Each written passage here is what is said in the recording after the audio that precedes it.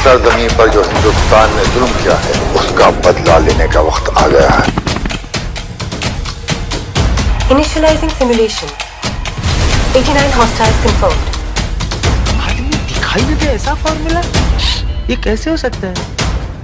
किस हाल में है पैरेलल यूनिवर्स का वाशीकरण? क्या हुआ सना का? दोस्तों, पिछली बार हमने आपको बताया था कि कैसे चिट्ठी वाशीकरण के द्वारा मिले पासवर्ड को एंटर करता है और सीक्रेट लैब का डोर ओपन हो जाता है। सीक्रेट लैब का डोर ओपन होते ही चिट्ठी देखता है कि सामने NILA का एक मॉडल यानी कि प्रोटोटाइप लैब के एकदम सेंटर में है। हालांकि ये एक प्रोटोटाइप है बट इससे अभी भी सिग्नल ट्रांसमिट हो रहे थे। चिट्ठी लैब में आसपास देखता है तो उसे वाशीकरण द्वारा बनाए हुए और भी कई गैजेट्स मिलते हैं, जिससे कि वो समझ जाता है कि ये पैरेलल यूनिवर्स के वाशीकरण की लैब है। चिट्ठी आगे लैब को एक्सप्लोर करता है और उसे एक चैम्बर में वाशीकरण कुछ काम करते हुए दिखता है। पैरेलल यूनिवर्स के वाशीकरण के साथ एक और इंसान होता है जो कि उसका असिस्टेंट होता है। वाशीकरण अपने असिस्टेंट को एक चिप देते हुए कहता है, लो तैयार हो गई चिप। इसको लगाने से कोई भी रोबोट तुम्हारी थर्मल इमेजिंग ट्रेसेस को डिटेक्ट नहीं कर पाएगा। उसे थर्मल डिटेक्टर में किसी जानवर के ही निशान मिलेंगे और तुम रोबोट से बचे रहोगे। असिस्टेंट उस चिप को लेकर अपने बटन की जगह बने एक डिवाइस में इंसर्ट कर लेता है और फिर वाशीकरण उसे थर्मल स्कैनिंग डिवाइस से गुजरने को कहता है। उस डिवाइस से गुजरने के बाद वाशीकरण को स्क्रीन पर बहुत ही कम थर्मल ट्रेस मिलते हैं, जिससे साबित हो जाता है कि उसका गैजेट वर्क कर रहा था। वाशीकरण और उसका असिस्टेंट अपने एक्सपेरिमेंट से काफ़ी खुश हो जाते हैं।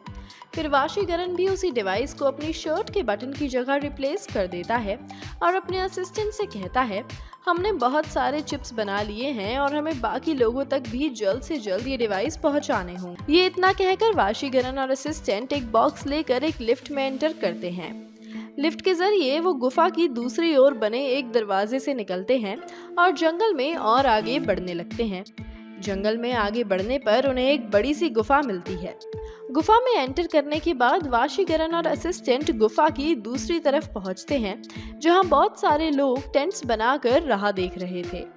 वाशीकरण और असिस्टेंट उन सब में चिप डिस्ट्रीब्यूट करता है और सबको समझाता है कि ये कैसे काम करता है और इसके बाद से रोबोट्स इंसानों को जंगल में ट्रेस नहीं कर पाएंगे।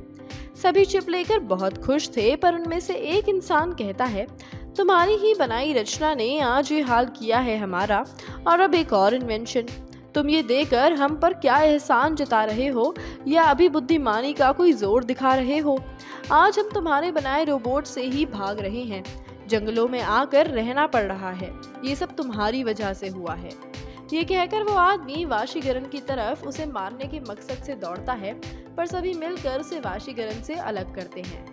वाशीकरण कहता है, हाँ, मैंने एक रोबोट बनाया था, पर वो सिर्फ इंसानों के भले के लिए था। प्रोफेसर बोरा ने उसमें इवलनेस डालकर उसे करप्ट कर दिया और अब वो इंसानों का ही खात्मा करने के पीछे पड़ा है। आपने अगर अपना कुछ खोया है तो मैंने भी बहुत कुछ खोया है। हम इस लड़ाई में एक दूसरे के खिलाफ नहीं बल्कि साथ हैं, और मैं यकीन दिलाता हूँ कि एक दिन आप सबको इस सब से बाहर निकालूंगा। ये मेरा वादा है। मैंने ही बनाया है तो उसे मैं ही मिटाऊंगा। ये कहकर वाशीकरण वहाँ से चला जाता है और वापस लैब जाने लगता है। लैब जाकर वाशीकरण खुद को ही कोसने लगता है कि उसकी गलती से सभी को ये दुख भोगना पड़ रहा है। सना का भी कुछ पता नहीं है वो अभी किस हाल में है। ईविल चिट्ठी ने उसे इतने सालों तक कहाँ रखा है। वाशीकरण अब तक सिर्फ ईविल चिट्ठी के कुछ रोबोट्स को ही डीएक्टिवेट कर पाया है और इंसानों को उसकी पहुंच से दूर ला पाया है, पर अब पूरी दुनिया पर रोबोट्स का ही राज है। तो वाशीकरण कैसे सामना करेगा ईविल चिट्ठी का? क्या हुआ सना का? पता करने के लिए देखते रहिए Bollygrad studios. This was your host for today, Masoomi, now signing of.